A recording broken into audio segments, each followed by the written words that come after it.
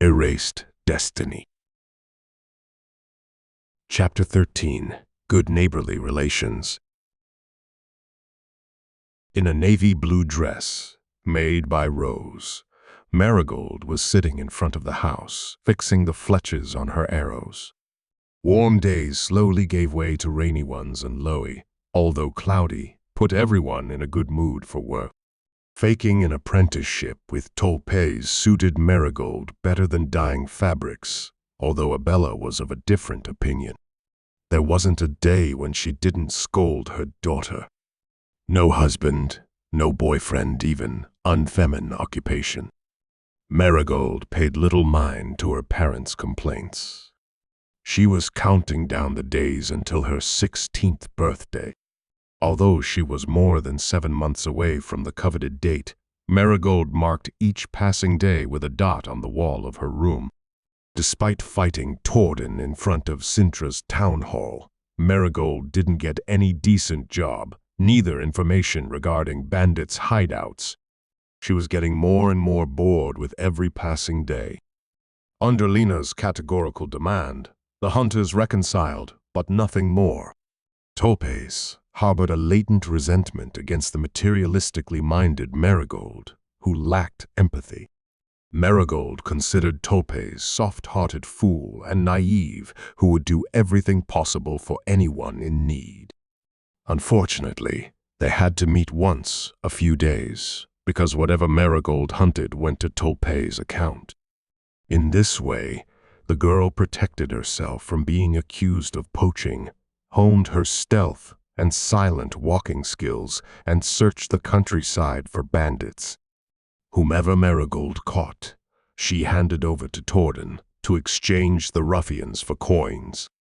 And so, he quickly became known as the best headhunter in Sintra, and Merigold officially ran his house.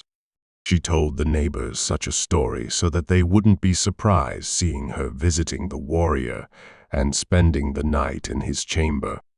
Each time, a small part of the money Merigold earned was brought home and given to her parents as hunter's salary. While in town, Merigold more than once bought materials for Rose, although her sister notoriously forgot to pay for them.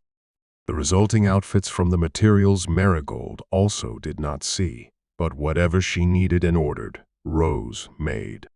What is more, Merigold had to pay Rose's library membership fee, as her sister wanted to study sketches of various clothes. Goldie! Hey, Goldie! I am so happy to see you. I missed you so much. Ume, what are you doing here? Did you fail an exam? She knew it wasn't a polite greeting, but Merigold preferred to make it clear she had no intention of returning to Sintra, especially as teacher or guardian. She felt that Uriel was looking for someone to clean up his own mess for him. The vision of clashing with an army of unpredictable, unscrupulous, and morally unsound men haunted Merigold almost every day before she fell asleep. No, everything is fine with my studies. After all, you were the one who taught me. You know, without you, my life became terribly boring, and I'm not the only one who misses you, Pillis said. I'm sorry, but I already have another job. I became a hunter. I prefer the forest to the dirty streets of Sintra. Merigold demonstrated the bow presented by Tolpes and the arrows she was making. Voles' skins were drying on the scaffolding around the house, and gulpable wild boar sausages were hanging in the smokehouse recently built by Ryglan. More than enough evidence that Merigold took her new profession seriously. At least for a few days. Please, I miss you. I know, stay with me. Our garden is not dirty. And you can hunt our peacocks. How about you stay here for a few days? I'll show you how to fish and teach you some useful spells, so your education will not suffer. The vision of shooting tame, colorful turkeys kept by the mayor to decorate an otherwise dull garden sent Merigold into an attack of uncontrollable laughter. Uncle, Jared escaped from the prison. He has been recaptured. He has more troops at his disposal than we have guards. Help us catch him. Kill, I meant. Why am I not surprised? Let's talk about it inside. I will make a tea for us. Are you hungry? Merigold sighed and entered the house.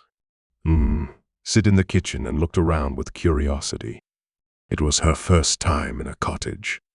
Merigold brewed an herbal tea, the relaxing one, just in case. Goldie, please help us. Only you can defeat him. In your opinion, should a 15-year-old girl face an entire army by herself? Did you recruit someone besides me for this mission? Did you notify the Seekers?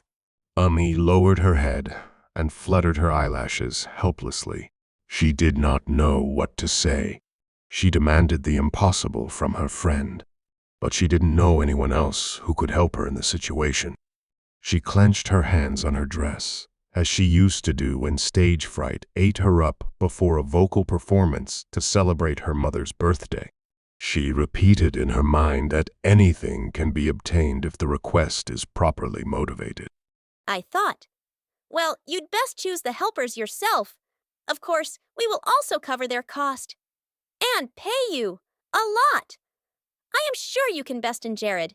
You are so powerful. Pillis said, you are the best mage out there. This is a job for seekers, not mages, adepts, hunters, or retired warrior. Why don't you call them if you are ready to pay for Jared's head? They are not expensive and sometimes quite effective. I forgot.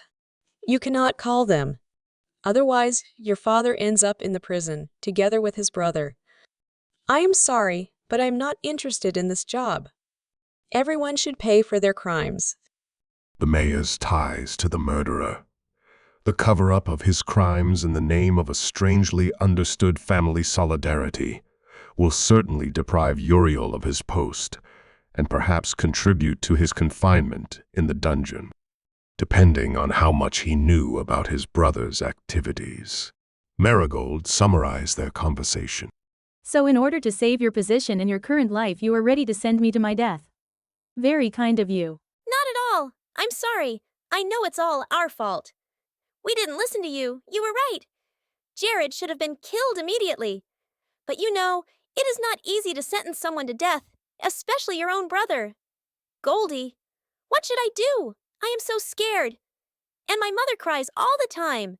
The girl broke down crying. She put her fists in her eyes and sobbed in the kitchen of Merigold's modest home, giving the impression of being helpless and abandoned. Move out of Sintra for a while.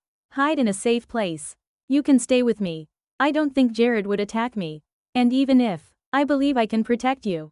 Leave those matters to the adults, your parents. But Goldie, he is murdering people. He is terrorizing us to pay his debts. And we don't have that much money. He even killed my school friend Lisa. It is all our fault. Why don't I have more power? Why cannot I resurrect Jared's victims? It is so unfair. Um's whining further upset Merigold. She wanted to help Cintrians. She really wanted to. But she didn't have enough power as well. And Etienne didn't want to get involved. Ume, drink your tea please. I need to check one thing outside and we'll be right back. Wait here for me, okay? Merigold went to Sheep's pen to give animals the water. At least that saw through the kitchen's window. Please, help me kill Jared. I am sure you can do it. I know there is nothing I can offer you in exchange. But Ume is my only friend. I don't want her to die. You didn't listen to me. I told you to kill Jared, didn't I? And now you ask me for help. Why should I clean up your mess? All this doesn't concern me. Think about moving to Sintra. You don't like living here, right? You don't like hunting animals. I would stay hidden till the case is closed. What gives you days fully yours? If you remain silent, I have a chance to find and kill Jared. Don't interrupt my conversation with nor with your parents. And we stay in Sintra till I allow you return home. And after the case is closed, we travel to one place. I want to see it. Merigold happily agreed to everything and left Etienne with Ume. She was excited. She couldn't wait to see Etienne hunting Jared, Etienne killing his army. She felt like in a theater, but this was much better. She witnessed great things, the most interesting events. Ask the Seekers for help. Describe it as a suspected murderer escape, so the Crystal Palace would send trackers, not fighters. Get rid of any evidence of your family collations. When Seekers find Jared's hideout, I make sure he doesn't say anything to anyone. And protect you in the meantime. Thanks, you're the best. Mom threw herself around Merigold's neck. The latter tried to push her away, but the tear-wet 12-year-old would not let herself be moved. Instead of crying, she giggled. Instead of moaning, she jumped up. Instead of looking under her feet, she pushed against Merigold with all her weight, until both of them fell down on the wooden floor. It will be a few days before the Seekers arrive. In the meantime, hide at your fiancé's house or somewhere else where you'll be safe. I need a room in your manor and 50 silvers upfront payment to buy potions and other things. Instead of payment for the job done, you would do me a favor in a while. And you make me your teacher again. For the lessons on protective magic, you will pay me as before. Whatever you want. It can be a whole bucket of favors. Just help us get it done. You will help, won't you? You said you would help. I said, and I won't change my mind. Unless you persecute me with your outbursts of uncontrollable emotions. Ume, why did you come alone? Jared might have attacked you. I snuck out of the house. Dad doesn't let me go out, and I knew he wouldn't come to you. Thank you again. I will return home by teleportation. Don't worry about me. Everything will be done as you said. I notify you as soon as Seekers come. The girl disappeared, and Merigold continued fixing the feathers in the notches on the wood.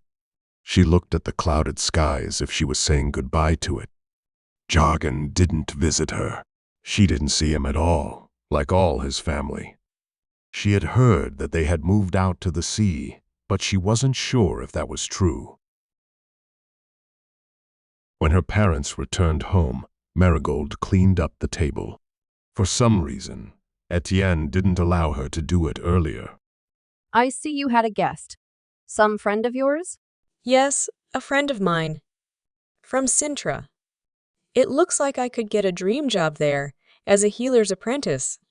But first, I need to gather some herbs and prepare mixtures as an entry exam. Oh, it would be great if you get this job. Do you need any help in gathering herbs? I know some of them. Thank you, but there is no need. Some of them don't grow here. I need to travel to the seaside and somewhere else. I don't remember. After I am done with the herbs, I go to Sintra and stay there for some time, during probationary period. My friend would accommodate me.